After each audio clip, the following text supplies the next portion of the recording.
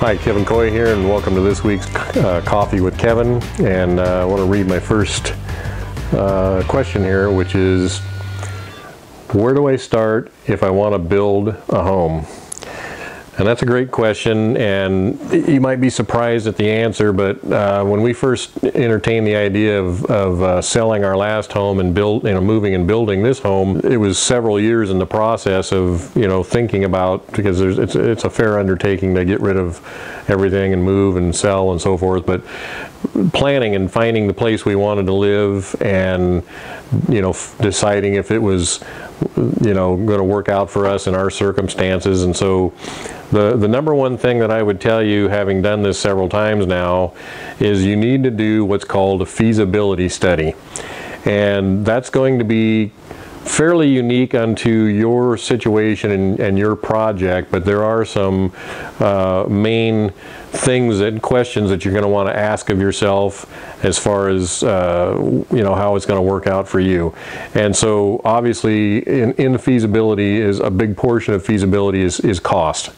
And that's where you're going to develop your budget and find out if you're looking at a particular piece of property or to live in a certain area of the country or the city or the town that you're interested in.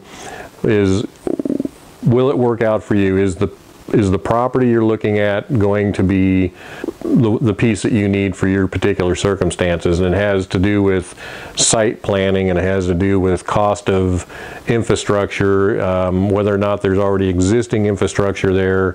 What are the codes and planning department things that you're going to need to look at as far as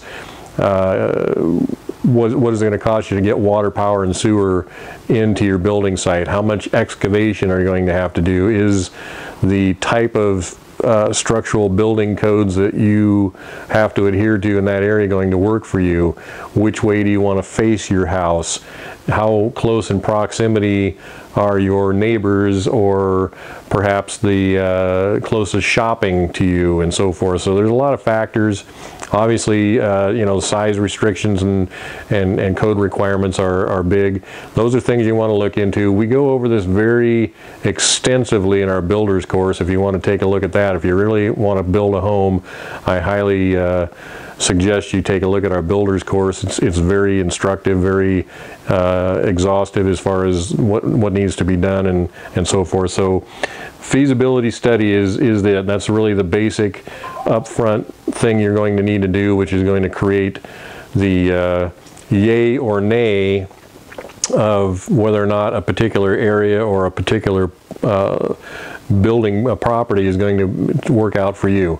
And so those questions are going to be a little bit customized to you and your certain circumstances that you're in, and yet there are some basic guidelines that you're going to want to review, making sure that you're not also, for instance, in a flood zone. You want to make sure that your property is high and dry, and not dealing with those kind of issues, and what kind of weather patterns you have and that may have to do with which way you site your house in relation to those. And so there's a lot of that to consider.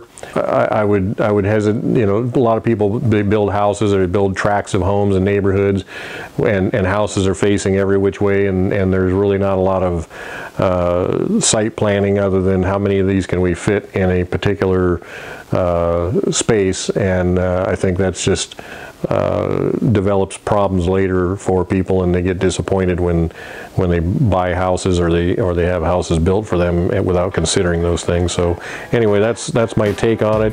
Thanks for watching. Be sure to subscribe. Check us out at aselfreliantlife.com. You can email me with questions at kevin@aselfreliantlife.com, and don't forget to ring the little bell. That way you wind up with instant notification on the next videos coming up.